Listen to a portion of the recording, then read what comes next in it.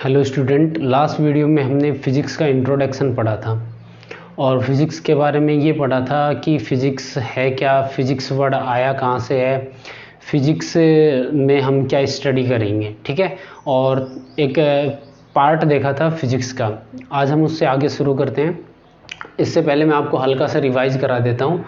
तो मैंने बताया था जो फिज़िक्स है, फिज़िक्स, ये फिज़िक्स एक वर्ड है, कौन सा? Greek word fuses. ठीक है, कौन सा वर्ड है? ये ग्रीक वर्ड है। फिजिक्स फ्यूजिस से बना है और ग्रीक में इस फ्यूजिस का मतलब होता है नेचर। क्या होता है? नेचर। मतलब कि फिजिक्स के अंदर हम नेचर से रिलेटिव कुछ स्पेशल फिनोमिना पढ़ेंगे। ठीक है, क्या बताया मैंने? फिजिक्स के अंदर हम नेचर से रिलेटिव कुछ स्पेशल फिनोमिना पढ़ेंगे। जैसे कि मोशन हो रहा है तो क्यों हो रहा है, उसके पीछे रीज़न क्या है। मोशन हो रहा है तो उसकी वेलोसिटी में चेंज हो जाता है, उसके पीछे रीज़न क्या है, वेलोसिटी क्या होती है, स्पीड वगैरह वगैरह।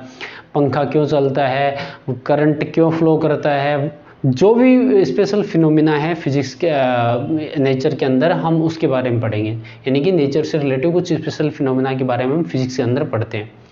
फिजिक्स को वैसे हिंदी में बोलते हैं भौतिकी, यानी कि भौतिक जगत के बारे में स्टडी करना। वैसे फिजिक्स जो थी, मैंने बताया था, जो आपने 10th क्लास में क्या पढ़ी थी? साइंस पढ़ी थी। अब इस साइंस के कुछ पार्ट थे। क्या था? सबसे पहले आपका पार्ट था 10th क्लास में साइंस का एक पोर्शन था केमिस्ट्री, फिर आपका पोर्शन था बायो का, फिर आपका पोर्शन था फिजिक्स का, और एक पोर्शन था आपका इन्वायरमेंटल स्टडी का। तो अगर यहाँ से हम फिजिक्स की डेफिनेशन देखें या इससे निकालें तो क्या निकल के आएगी? फिजिक्स क्या है? फिजिक्स एक साइंस का हिस्सा है, ब्रांच है, और ये एक ऐसा हिस्सा है जिसके अंदर हम नेचर से रिलेटेड कुछ स्पेशल फिनोमिना पढ़ते हैं, जो मैंने आपको नोट्स में डेफिनेशन दी है। तो इसकी डिफाइन कैसे करेंगे? Physics is a branch of science in which we study about the special phenomena of nature. Clear? ये फिजिक्स की डेफिनेशन है। अब फिजिक्स एक पार्ट है साइंस का, फिजिक्स एक साइंस का हिस्सा है। वैसे ही फिजिक्स के भी हिस्से हैं, जैसे साइंस के हिस्से थे वैसे ही फिजिक्स के हिस्से हैं, भाग हैं, टाइप्स हैं। ठीक है, और वो टाइप्स हम देखते हैं, क्लासिफिकेशन ऑफ फिजिक्स या टाइप्स ऑफ फिजिक्स।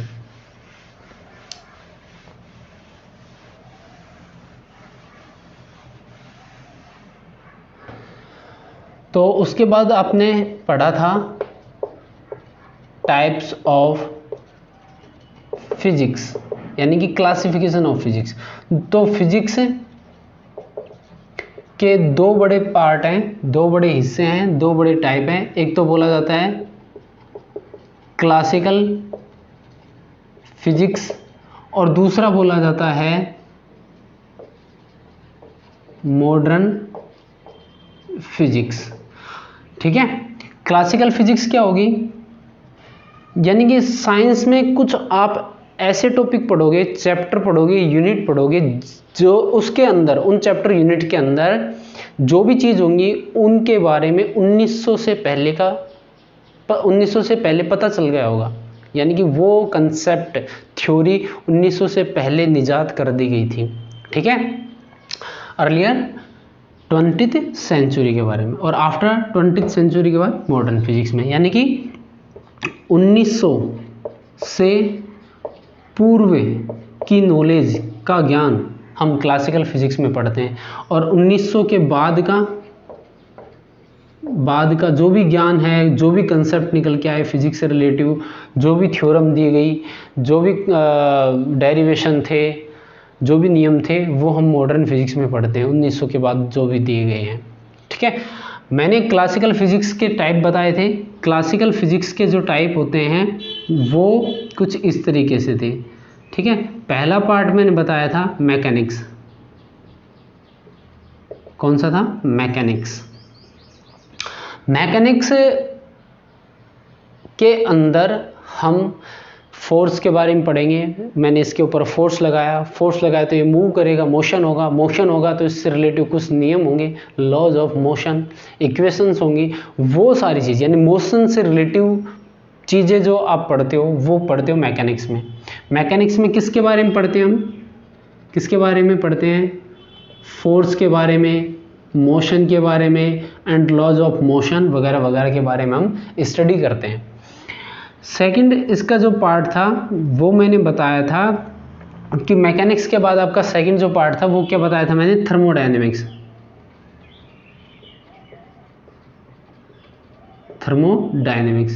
थर्मोडायनेमिक्स में आप हीट के बारे में पढ़ोगे, हीट से रिलेटिव कुछ बातें पढ़ोगे, हीट की प्रॉपर्टी, टेम्परेचर वगैरह वगैरह, ट्रांसफर ऑफ हीट किधर से किधर जाती है, इनके बारे में जब आप पढ़ोगे तो उसे बोला जाएगा थर्मोडायनेमिक्स। ठीक है, थर्मोडायनेमिक्स की जो नॉलेज है वो 1900 से पहले ही पता चल गई थी, इसलिए इसको किस में रखा गया, क्लासिकल फिजिक्स में रखा गया है। क्लियर। और इसके बारे में जब थर्मोडायनेमिक्स आप पढ़ोगे तो उसके अंदर आप हीट के बारे में पढ़ोगे, टेम्परेचर के बारे में पढ़ोगे, एनर्जी के बारे में पढ़ोगे, हीट के कारण जो एनर्जी होती है तो उससे वर्क कितना होता है वो पढ़ोगे आप। ठीक है, ये आप 11th क्लास में आएगी मैकेनिक्स। थर्मोडायनेमिक्स भी 11th क्लास में आएगी, इसका एक स्पेशल चैप्टर है, मैकेनिक्स से 2-3 चैप्टर जुड़े हुए हैं। थर्ड पार्ट क्या है क्लासिकल फिजिक्स का,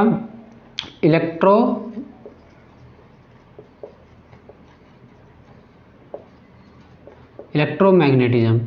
इसमें आप इलेक्ट्रिसिटी के बारे में पढ़ोगे,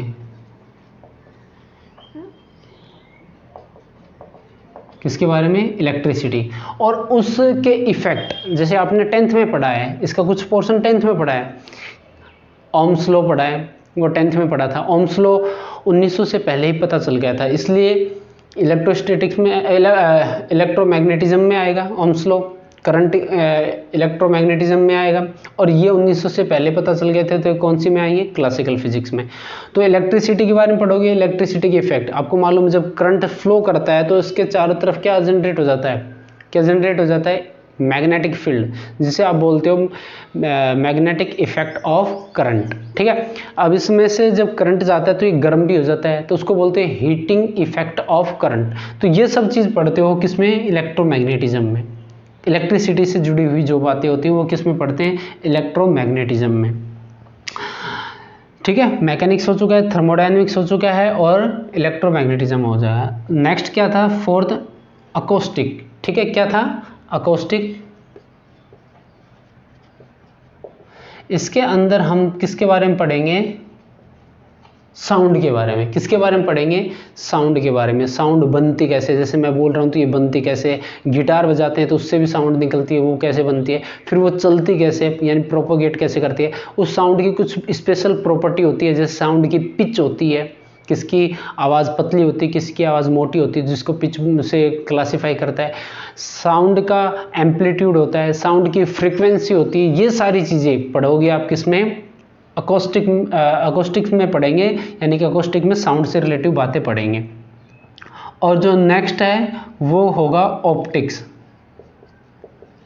ऑप्टिक्स में आप लाइट के बारे में पढ़ोगे, यानी कि लाइट प्रोपोगेट कैसे करती है, सूरज से लाइट आई और अर्थ पर आई तो ये प्रोपोगेट कैसे करती है। लाइट के कुछ स्पेशल इफेक्ट होते हैं, रिफ्लेक्शन, रिफ्रैक्शन, इंटरफेरेंस, डिफ्रैक्शन, ये सब चीज़ आप पढ़ोगे। तो ये सारी चीज़ें लाइट से जुड़ी हुई है।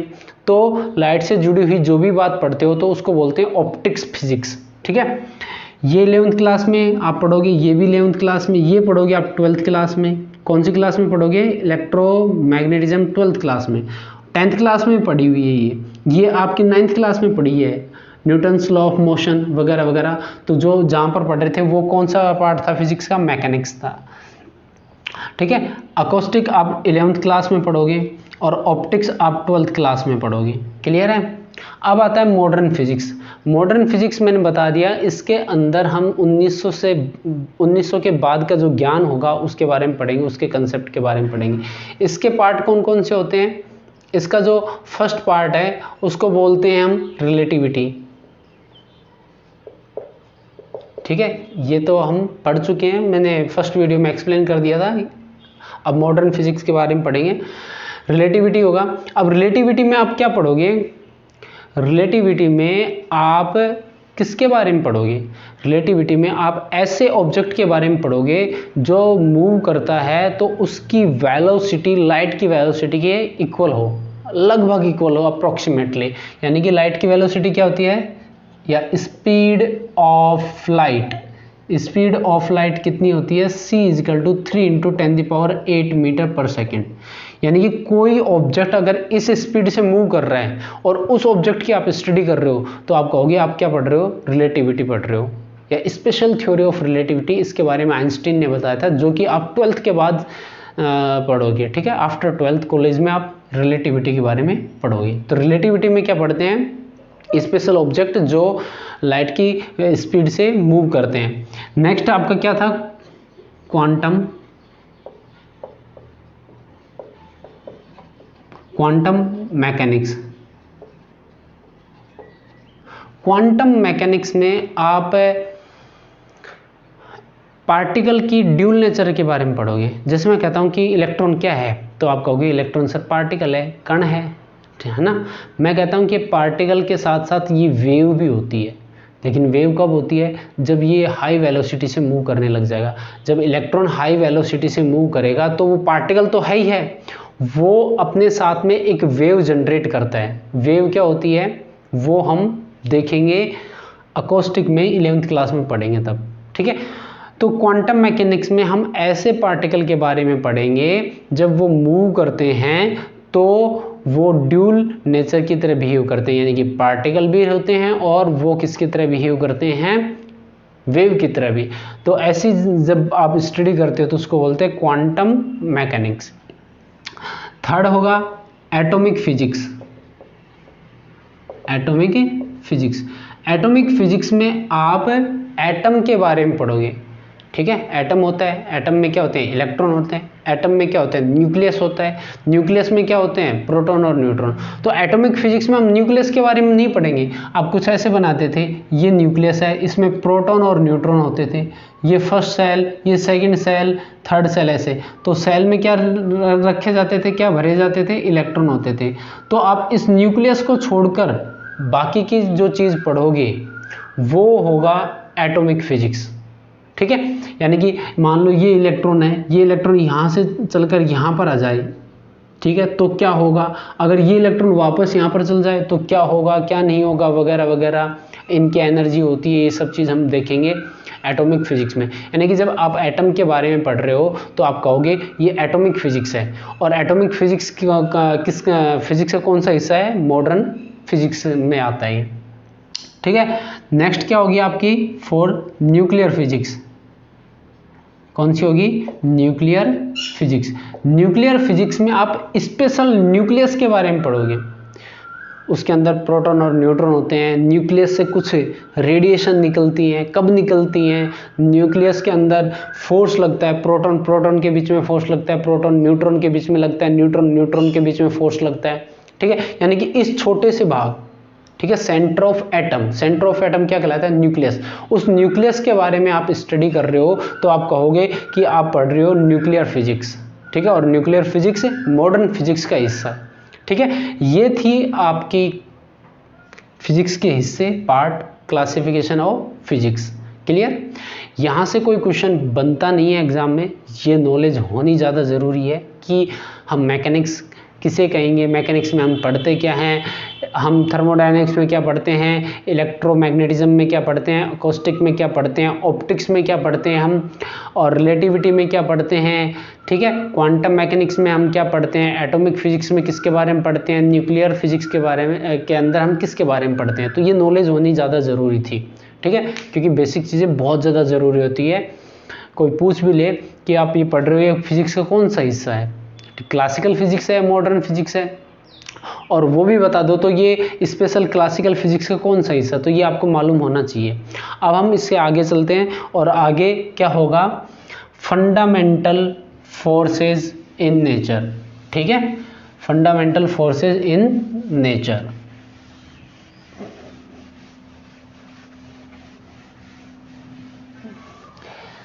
आप धीरे धीरे स्टडी शुरू करो, और फिजिक्स एकदम अलग है, जो कि आपने आज से पहले ऐसे नहीं पढ़ी। तो धीरे धीरे आप कंटिन्यू इसको पढ़ोगे तो धीरे धीरे समझ में आएगी। शुरुआत में तो ऐसा लगेगा कि कहाँ पर आ गए, क्या पढ़ा रहे हैं सर, क्या नहीं कर रहे, तो वो सब चीज़ें धीरे धीरे सोल्व होंगी। ठीक है, रेगुलरिटी के साथ पढ़ो, डेली आपको जो पढ़ा दिया गया है वो पढ़ लो, आपका सब इजी हो जाएगा। ठीक है, कोई भी टॉपिक को डिले मत करो घर पर स्टडी करने में, लर्न करने में। अब जो नेक्स्ट है वो क्या है, टॉपिक है फंडामेंटल फोर्सेस इन नेचर, यानी कि नेचर में मोटे तौर पर कितने टाइप के फोर्स होते हैं। तो फंडामेंटल फोर्स कितने टाइप के होते हैं, 4 टाइप के होते हैं। कितने टाइप के होते हैं, 4 टाइप के होते हैं। फर्स्ट बोला जाता है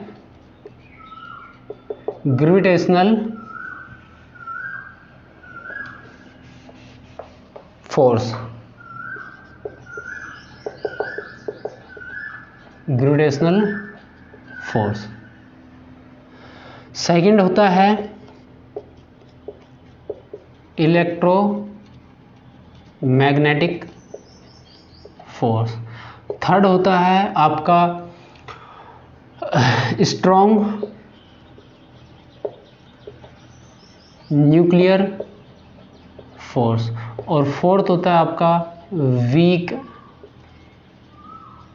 न्यूक्लियर फोर्स।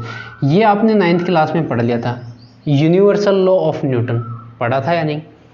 ठीक है, ये आप 12th में पढ़ोगे, ये भी 12th में पढ़ोगे। 12th में 3rd और 4th बहुत ही हल्का सा है, खासतौर पर ये केमिस्ट्री में आते हैं न्यूक्लियर फोर्सेस, पर आपके फिजिक्स में आएंगे 12th क्लास में पढ़ोगे इनके बारे में। ज़्यादा है नहीं पर थोड़ा बहुत है, तो हम इनके बारे में देख लेते हैं डिटेल में। ग्रेविटेशनल फोर्स क्या है, इलेक्ट्रोमैग्नेटिक फोर्स क्या है, स्ट्रॉन्ग न्यूक्लियर फोर्स क्या है, वीक न्यूक्लियर फोर्स क्या है। फर्स्ट,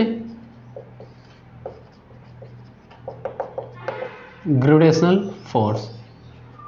ग्रेविटेशनल फोर्स के बारे में किसने बताया था, न्यूटन ने स्टडी की थी और उसने बताया था, जो कि आपने 9th क्लास में पढ़ा था। क्या बताया था, न्यूटन ने ये बताया था कि कोई मास ऑब्जेक्ट है, जैसे कि इसका मास है या मेरा मास है, अर्थ का मास है, कोई भी ऑब्जेक्ट होगा तो डेफिनेटली उसका कोई ना कोई मास होगा, कम हो या ज़्यादा हो।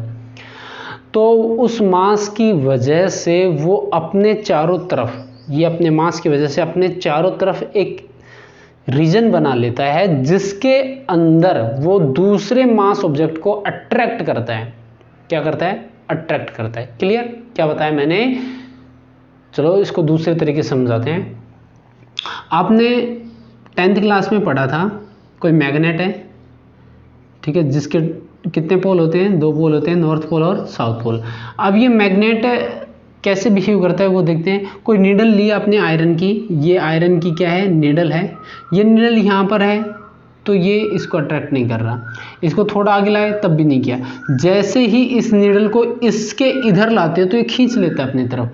अगर इस नीडल को यहाँ पर रखते हैं तब भी अट्रैक्ट नहीं कर रहा, यहाँ पर रखते हैं तब भी नहीं, यहाँ पर रखते हैं तब भी नहीं, यहाँ पर लाते हैं तो तुरंत ही अट्रैक्ट कर लेता है। उसी प्रकार से इस पॉइंट के इधर लाते हैं अट्रैक्ट करेगा, ऐसे ऐसे।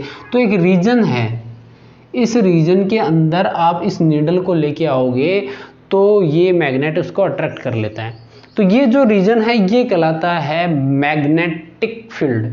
कौन सा फील्ड कहलाता है, मैग्नेटिक फील्ड कहलाता है। क्लियर, कौन सा फील्ड होगा, मैग्नेटिक फील्ड। तो कोई भी मैग्नेट अपने चारों तरफ क्या बनाता है, मैग्नेटिक फील्ड। उस मैग्नेटिक फील्ड में कोई आयरन नीडल लेके आएंगे तो वो क्या होती है, अट्रैक्ट होते हैं। अगर कोई दूसरा मैग्नेट ले आते हैं, मान लो कोई दूसरा मैग्नेट ले आता मैं, ये एन पोल होता है, ये एस, तो एन और एन क्या होते हैं, रिपल करते हैं, रिपल्सन फोर्स लगता है, तो ये दूर जाता। ठीक है, तो कोई दूसरा मैग्नेट रिपल्सन भी फील कर सकता है और अट्रैक्शन भी, बट आयरन नीडल क्या करेगी, अट्रैक्शन। तो फोर्स लगता है, ओवरऑल बात ये है। इस रीजन में मैग्नेटिक फील्ड के अंदर क्या अप्लाई करेगा, ये मैग्नेट फोर्स अप्लाई करेगा। ठीक है, क्लियर है, ओके। तो उसी प्रकार से न्यूटन ने बताया कि कोई मास ऑब्जेक्ट है, जैसे ये मास ऑब्जेक्ट है, अर्थ बोल देते हैं अपन, ये क्या है, अर्थ। अब ये अर्थ अपने चारों तरफ एक रीजन बना रखा है, इस रीजन में कोई ऑब्जेक्ट होगा, जैसे ये ऑब्जेक्ट है, ये अर्थ के रीजन में है, और अर्थ के रीजन में तो ये अर्थ उसको खींच लेती है, जैसे छोड़ूंगा तो अर्थ इसको अपनी तरफ खींचती है। ठीक है, यहाँ पर मैं मार्कर को छोड़ा तो ये मार्कर किधर आएगा, इस तरफ अट्रैक्ट करती है। क्या करती है, अट्रैक्ट करती है। अगर ये मार्कर इधर होता तो ये इधर आ जाता। क्या बताया, कोई मास ऑब्जेक्ट अपने चारों तरफ एक फील्ड बनाता है, उस फील्ड को बोलते हैं ग्रेविटेशनल फील्ड। कौन सा फील्ड बोलते हैं, ग्रेविटेशनल फील्ड। और उस ग्रेविटेशनल फील्ड के अंदर कोई दूसरा मास ऑब्जेक्ट अगर आ जाता है तो उसके ऊपर फोर्स लगता है, और उसी फोर्स को बोलते हैं कौन सा, ग्रेविटेशनल फोर्स। कौन सा फोर्स बोलते हैं, ग्रेविटेशनल फोर्स बोलते हैं। ठीक है, तो पहली बड़ी बात, ग्रेविटेशनल फोर्स लगता किनके बीच में है, ग्रेविटेशनल फोर्स लगता है दो मास ऑब्जेक्ट के बीच में। ठीक है, किनके बीच में लगता है, दो मास ऑब्जेक्ट के बीच में। ठीक है, ये एक मास ऑब्जेक्ट है m1, ये एक मास ऑब्जेक्ट है m2। इन दोनों के सेंटर, इस सेंटर और इस सेंटर के बीच की डिस्टेंस सपोज कर लो r है, तो न्यूटन ने क्या बताया था कि इन दोनों के बीच में फोर्स लगेगा, क्योंकि ये अपना ये वाला एक रीजन बना रहा है और उसके अंदर ये है तो ये इसको खींचेगा इधर, ये वाला भी अपना एक रीजन बना रहा है तो उसमें ये है तो ये इधर खींचेगा, ये इधर खींचेगा, ये इधर खींचेगा, अट्रैक्शन होगा इनके बीच में। और वो न्यूटन ने बताया था कितना अट्रैक्शन होता है, F = G m1 m2 r square. ठीक है, जी की वैल्यू कांस्टेंट होती है, ये आप डिटेल से पढ़ोगे, आपके 11th में आएगा। ठीक है, 11th में आप ग्रेविटेशनल वाला चैप्टर पढ़ोगे तो डिटेल में हम उसको देखेंगे। क्लियर, क्या बात क्लियर, ग्रेविटेशनल फोर्स किसकी वजह से अप्लाई होता है, मास ऑब्जेक्ट की वजह से। दूसरी बात, किस टाइप का होता है, यानी कि नेचर, इस फोर्स की नेचर क्या होती है, इसकी नेचर, यानी नेचर का मतलब ये कि वो अट्रैक्ट करेगा या रिपल करेगा। तो ये ग्रेविटेशनल फोर्स ऑलवेज अट्रैक्शन होता है। ये दो मास ऑब्जेक्ट है, ये वाला और ये वाला, तो इनके बीच में अट्रैक्शन होगा, रिपल्सन नहीं होगा। क्लियर, तो ग्रेविटेशनल फोर्स की जो नेचर होती है वो क्या होती है, अट्रैक्शन की होती है, और वो दो मास ऑब्जेक्ट के बीच में लगता है। दूसरा जो फोर्स है उसको बोलते हैं इलेक्ट्रोमैग्नेटिक फोर्स। अब इलेक्ट्रोमैग्नेटिक फोर्स लगता है, ये जनरली कूलॉम ने बताया था। ठीक है, कूलॉम ने बताया था। और किन के बीच में लगता है, चार्ज बॉडी के बीच में लगता है। ये किन के बीच में लगता है, मास बॉडी के बीच में या मास ऑब्जेक्ट के बीच में। ये मास ऑब्जेक्ट के बीच में लगता है। नेचर कैसी है, अट्रैक्शन की नेचर है, नेचर अट्रैक्शन की, मास ऑब्जेक्ट के बीच में। ये चार्ज बॉडी के बीच में लगता है, और इसकी जो नेचर होगी वो दोनों हो सकती है, अट्रैक्शन भी और रिपल्सन भी। ठीक है, अट्रैक्शन और रिपल्सन दोनों टाइप का हो सकता है इलेक्ट्रोमैग्नेटिक फोर्स। ठीक है, जैसे कि ये कोई चार्ज है, मान लो Q1 चार्ज है, प्लस का है, और ये कोई चार्ज है प्लस का, Q2 चार्ज है। ये दोनों रेस्ट में है। ठीक है, रेस्ट में है तो इनके बीच में एक फोर्स अप्लाई होगा, और वो होगा F = K Q1 Q2 r square. ये आप 12th क्लास में पढ़ोगे, 12th क्लास के फर्स्ट चैप्टर में पढ़ोगे। ठीक है, ये फर्स्ट चैप्टर में पढ़ोगे। K की वैल्यू जो होती है वो होती है 9 × 10⁹। ठीक है, ये सब मैं थोड़ा डिटेल में बता रहा हूँ, आपको इतना नहीं समझना। आपको ये समझना है कि इलेक्ट्रोमैग्नेटिक फोर्स किन के बीच में लगता है, चार्ज पार्टिकल या चार्ज बॉडी के बीच में लगता है। किस टाइप का होता है, रिपल्सन का भी हो सकता है और अट्रैक्शन का भी हो सकता है। रिपल्सन का, ये दोनों प्लस प्लस हैं तो ये प्लस इस प्लस वाले को उधर भेजेगा, ये प्लस इस प्लस वाले को इधर भेजेगा। अगर इन दोनों में से कोई सा भी एक माइनस का हो जाएगा तो ये दोनों एक दूसरे को अपनी तरफ खींचेंगे, यानी अट्रैक्शन का हो जाएगा। क्लियर, अब बात करते हैं रेंज की। ये बहुत दूर तक अप्लाई होता है, ग्रेविटेशनल की रेंज ज़्यादा होती है। अगर रेंज की बात करें, इसकी रेंज की बात करें तो बहुत ज़्यादा होती है। आपको मालूम है, इस मार्कर को आप पृथ्वी से बहुत ऊपर तक ले जाओ तब भी ग्रेविटेशनल फोर्स लगेगा। क्लियर, ग्रेविटेशनल फोर्स बहुत दूर तक लगता है। वैसे ही इलेक्ट्रोमैग्नेटिक फोर्स भी काफ़ी दूर तक लगता है, इन्फिनिटी तक लगता है, ये भी इन्फिनिटी तक लगता है। आपको मालूम हो तो मून के ऊपर भी ग्रेविटेशनल फोर्स होता है। बट वो कम होता है, जैसे जैसे दूर जाएंगे तो ग्रेविटेशनल फोर्स कम हो जाएगा, क्योंकि आर की वैल्यू जैसे जैसे बढ़ेगी इस फॉर्मूले में आर की वैल्यू, तो एफ की वैल्यू कम हो जाती है। वैसे ही यहाँ पर आर की वैल्यू बढ़ेगी तो एफ की वैल्यू क्या होगी, कम, क्योंकि ज़्यादा का भाग देना पड़ेगा, ज़्यादा से डिवाइड करना पड़ेगा, तो एफ की वैल्यू क्या आएगी, कम। तो इलेक्ट्रोमैग्नेटिक फोर्स चार्ज बॉडी के बीच में या चार्ज पार्टिकल के बीच में अट्रैक्शन का भी हो सकता है, रिपल्सन का भी हो सकता है, और रेंज कैसी होती है, बहुत ज़्यादा, यानी कि इन्फिनिटी तक हो सकती है। ठीक है, इसकी भी रेंज क्या होती है, इन्फिनिटी तक होती है। नेक्स्ट आता है strong nuclear force. Strong nuclear force जो होगा वो, मैं इनको रफ कर देता हूं, नाम से कुछ दिख रहा है यहाँ पर, न्यूक्लियर फोर्स, यानी कि न्यूक्लियस के अंदर, न्यूक्लियर फोर्स यानी न्यूक्लियस के अंदर जो पार्टिकल हैं उनके बीच में लगेगा।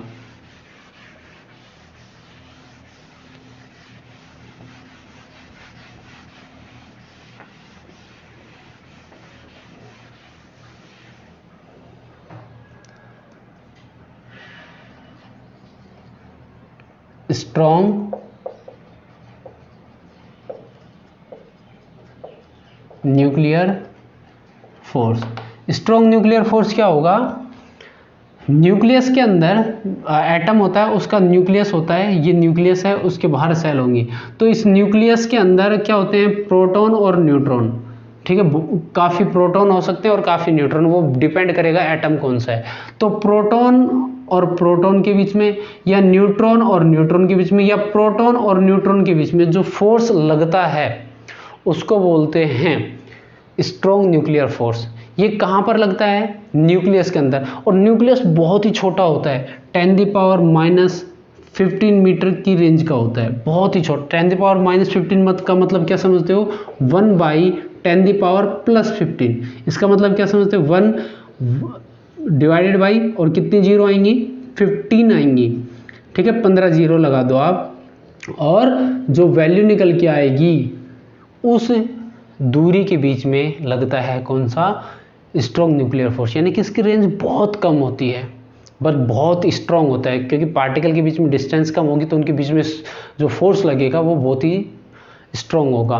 किस, मैंने क्या बता दिया, किन के बीच में लगता है, न्यूक्लियस के पार्टिकल के बीच में लगता है। किन के बीच में लगता है, न्यूक्लियस के पार्टिकल, ये न्यूक्लियस के पार्टिकल कहलाते हैं, प्रोटॉन और न्यूट्रॉन, पहली बात। सेकंड बात, किस टाइप का होता है, किस टाइप का होता है, अट्रैक्शन टाइप का होता है। नेचर क्या है इसकी, अट्रैक्शन है। रेंज क्या है, रेंज ये है। Clear, okay. फोर्थ नंबर पे आता है वीक न्यूक्लियर फोर्स।